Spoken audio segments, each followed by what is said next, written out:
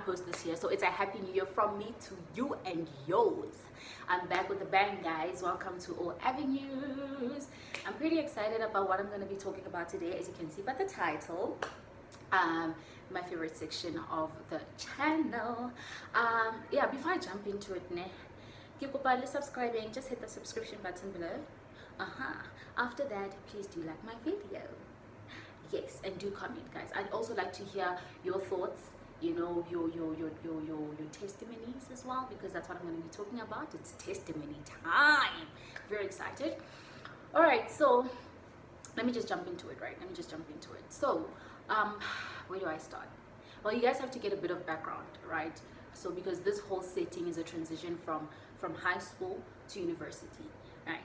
So quick background. In high school, and I'm not blowing my own horn, but you guys need to understand, you know, everything to get the story.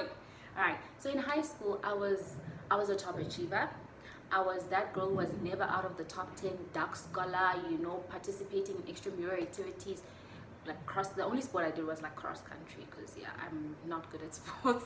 But yeah, cross country, public speaking, performing at like national estate forts level, you know, like I was that girl in high school. I had like leadership roles, RCL. Yeah, I was that girl, you know, like that girl. Well, nowadays they call it, well, not nowadays, people call it being a teacher's pet. But you know what, guys, like you don't ask to be a teacher's pet. It just calls your name and you just have to be like, here I am, you know. So I just say, because I was that girl who was a top achiever, participating in extramural activities, being in leadership roles, teachers obviously like you know, kind of thing. So I was that girl, you know, like dark scholar proper, like guys, distinctions all the time, you know. Ever since from grade 8 right until grade 12, I have never been out of the top 10, you know. Grade 9 and 10, I was the dark scholar. For those who don't know what a dark scholar is someone who's the best achiever in the whole grade. So yeah, it was those kind of vibes, you know. Sharp, come metric. Come metric, yeah, still achieving, you know, even though I feel like I dropped in the top 10. I think I went to number 3, 5, somewhere there for the first time in my life, going to a number 5. I was like, what? You know, but anyway, so sharp, come metric. Obviously we're applying for university, we're applying for bursaries and all of that. Like, you know, God's got me, y'all. I mean, distinctions, like companies are gonna headhunt me, companies are gonna want to sponsor the girl. I apply. I think I applied for, like, honestly speaking, and I am not exaggerating, I applied to like 10 plus companies, right? And you know how they go. I mean, if you don't get a response from us within the next 30 days, consider your application unsuccessful. Okay, sharp bed, I apply, I apply. And then other people get bursaries. I'm like, oh, well done, you know, like, you be happy for other people. And that day, I'm not getting any responses. Like, I'm like, what's popping? What's going on? Why am I not getting any responses from these bursary companies? 30 days are passing by and there is nothing. What is going on? Guys, zero. There was no bursary for me. Zero. No company wanted to sponsor me or pay for everything. Like zero, nothing. And for me that hurt, because I didn't understand. And I'm like, God, what is going on? Because I'm a top achiever. I have distinctions. I passed my matric with like 3 distinctions. Missed the 4th distinction by 1%. But anyway, you know, like I'm that girl. I was like a top achiever. So what is going on? Why am I not getting a bursary? Other people are getting bursaries. As then I started comparing myself. I'm like, hey, bo, like, how are other people getting bursaries and we in the same league, but like I'm not getting anything, you know? And like, it was very stressful. And then I applied at 3 universities: UP, University of Pretoria, University of Johannesburg, and then the Wits University, right? So initially, my heart, since grade 10, I've always wanted to go to the University of Pretoria. Guys, my heart was there. I hated Johannesburg. I hated UJ completely, you know. So I'm like, Miguel, I'm going to UP. reject. But with my final marks, matric marks, when the matrics came out in January, I think it was the 6th of January, results came out. They rejected me. You. I'm like, whoa. What can and the university I want to go to is rejecting me. There's no funding for me whatsoever. And the university that I hated accepted me. The University of Johannesburg, guys, I felt like crying my eyes out. And my mom was like, hi baby girl, you just have to accept it. Okay, Wits also rejected me, but I really didn't care about Wits. Wits was just like a backup. All of them were basically a backup. I was devastated. Guys, getting money for registration, I don't know how I got the money for registration, but it was there. Somehow it was there. My main issue was the funding. Accommodation, I didn't have accommodation that time. Hey, Chineke. Guys, I didn't have accommodation at that time because I didn't apply for accommodation because my heart was like, baby girl, you're going to UP. So, there's no need to apply for accommodation in UJ, all that. Specifically the on-campus accommodation, right? So now I'm screwed. I don't have accommodation. I don't have funding. So what must can happen, Okay, Shapo, hey. Now I have to make things work with what I have, I mean, the cards have been dealt, so I just have to deal with it. So then fine, I apply last minute, those last minute applications for accommodation. So Shabuche, accommodation sorted. Well, that's another 20 something thousand rand on top of my tuition fees, on top of the textbooks, Shabuche. Now, like, we are stressing at home. We are stressing. We're trying to have faith. But, like, guys, seeing my mom in that state crushed me. When, like, your mom at that point where she's like, I don't know what to do. I don't think you're going to go to school. I don't know. My hands are tied. There's a point where she said something that hurt me so much because I didn't want to see her in that state. When she said, kungatinga chase or bus, like, because that's how she reached her, I wouldn't say dead end, but like she was just like, I don't know, like giving up kind of thing, like seeing my mom in that state really hurt me, and I had to try to be strong. I had to try, like, it's still like I get emotional because this guys, God is so good. Anyway, so hearing all like, it was very stressful at home, not knowing how you're gonna pay for the fees and all of that. Okay, Shabuche, registration done. First year, the only solution you can think of is a student loan. That time, guys, my mom is not working at that time. My mom was not working. So, I mean, I had to get a student loan. There's no other way. I didn't apply for NSFAS in matric. So, I mean, applications are closed. It's too late for NSFAS, right? And I'm like, okay, those who don't know what NSFAS is, it's like government funding, basically. Not everyone here is from South Africa. But anyway. So, I couldn't apply. I mean, it was too late for me to apply for that. And then what happened was, I applied for a student loan. It was Edu loan, yes. It was called Edu loan then, right? That was 2016, my first year. I applied for Edu loan, but my uncle pulled through for us. My mom's younger brother pulled through for us because he was working at the time. So he applied for the student loan on my behalf. Like, guys, it was just tough, Okay, and then what happened was, that was first year 2016.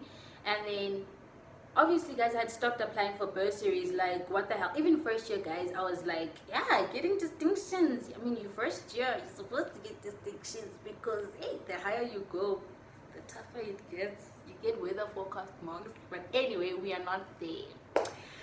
So 2016, I stopped applying. I mean, I've got a student loan, so hey, man, just work hard. I just have to work hard. Come towards the end of the year, 2016, my first year, come towards the end of the year, I think it was October, my uncle is like, there's this bursary that is available, apply. And I'm like, in my heart, I'm like, what, like, I'm so done, like, I'm so tired. I mean, I know I'm gonna get rejected and all of that. I applied for that bursary to XYZ company. You know how it goes. After 30 days, you don't get a response, it's unsuccessful. So Shapo, I apply, And then 30 days goes by, dololot basari. Hey, I'm like, God, why did you take me through that pain again? Like, you put me in that situation again only for you to disappoint me. And I'm like, you know what, it is what it is. I don't care. And guys, just know 2016, I don't think my faith was so strong. It was not that mature as it is now and as it was from second year going on, you know.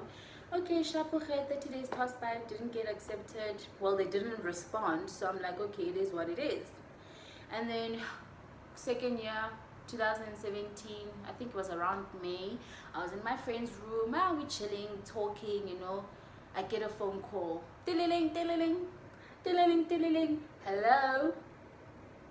Can I speak to Pamela speaking? I'm calling from XYZ company and we are calling you for a bursary interview. Yeah? Drops mic. Guys, I'm like, obviously, guys, I didn't know how I was gonna get there. I didn't have money at the time to get there. I'm like, yes, I'm coming. Guys, one thing you must know is that when an opportunity presents itself, right, the right opportunity that you've been praying about presents itself, grab it. Okay, how are you going to get there? How are you going to, yeah, you just say yes, you'll sort out the rest later. You'll sort out the rest later. So Shaba just said okay, and then I contacted my mom. Yo, like, I got an interview at XYZ company and I don't even know I'm gonna get there. I don't have money. Hey, my mom was like, you know what, I'll make a plan. Sharp, got the money, went to the interview. First interview was like very easy, like, you know, small waters. Sharp. And then obviously you had to be called for a second interview. That's if you made it to you made it through the first interview. I think a month later or a few weeks later, second interview. I'm like, Jesus, this one is, guys, did I not pray? I'm like, Jesus, this one has my name written on it. I'm like, And you know what's funny, guys? You know what's funny? The company that I applied for in October is the one that actually called me for the bursary. 7 months later, from October till May. And in the interview, I'm like, may I ask a question? 7 months later, what happened? Yo, guys, God works in mysterious ways. And when they answered me, it was this whole fees must fall thing that interrupted everything, blah, blah, blah, blah, blah, blah. Cool. I got called for a second interview, and then after the second interview, email, I think officially in July, I got an email. Congratulations, you've been awarded the bursary. Yo, guys, hey, let me tell you what this bursary consisted of, or what the package included. I want to tell you how God, how great He is and how sovereign He is. The bursary, guys, covered all my tuition fees. It covered accommodation. It covered stationery. They gave me a cash allowance and a food allowance. Mind you, 3,000 Rand per month on food allowance. And then there was a cash allowance once a year. Not only that, after that, I just had to work for them after my graduation. After completing my qualification, I had to work back, you know, like basically, what do they call it? Service and don't, I forgot what they call it, but I had to work back, you know, as a way of paying them back in a way. And me working for them means that I am getting a salary every month. Guys, from second year right till my third year, no worries, no financial worries about my tuition fees, accommodation, food, nothing. Zero, nothing. They covered every single thing. Guys, how great is God? The minute you think, what you know, God, you're not there, you're not answering, because your request, let me tell you something, because your request to God is so big, you have to wait.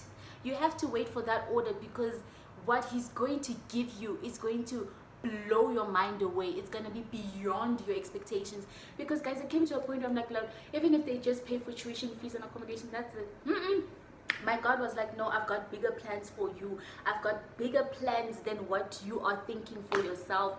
Guys, No, there is a God. One thing I'm going to tell you is there is a God, and God will never fail you, guys. One thing I'll tell you, God will never fail you. You may be in a period or in a waiting period. You may be in a waiting period, or you may be in a storm in your life, but just know that God will sustain you through it. You won't know how. Let me tell you something about God. God won't save you, like take you out of the situation because you can't handle the heat. He will let you go through the heat. He will let you go through the pain, through the hurt, through the disappointment, but he will sustain you. One thing, God can do all things but fail. Everything happens in his own perfect timing.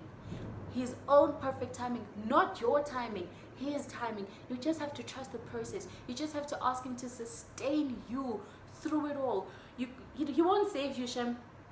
He won't save you, but he will sustain you, and he will empower you. And when you get out of this situation, you will look back and you'll be like, whoa, how did I get out of that?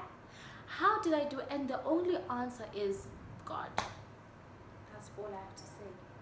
It is God, it is God, it is God. And I want you to be encouraged, Uguti, there is a God.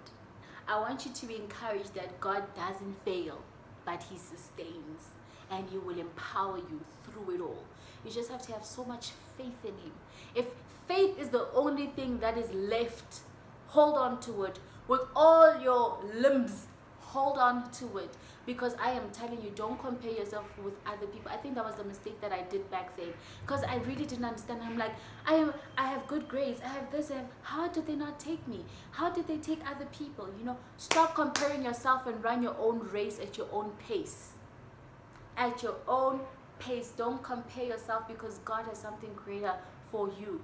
Congratulate other people. Clap for other people. God is in the neighborhood. When he does something good for your people, clap hands. Clap hands, because he's in the neighborhood. Celebrate other people's victories. Okay, that is all that I have to say to you guys. I hope you do feel encouraged, and you know that, you know what, whatever you're going through right now, you're gonna come out victorious. You're gonna come out as a conqueror. Be a storm rider with Christ by your side. Mwah. Please do like, comment, share, and subscribe. It's been a long time since I did this. I even forgot what to say, but yeah, do the things to make the things to happen. Bye.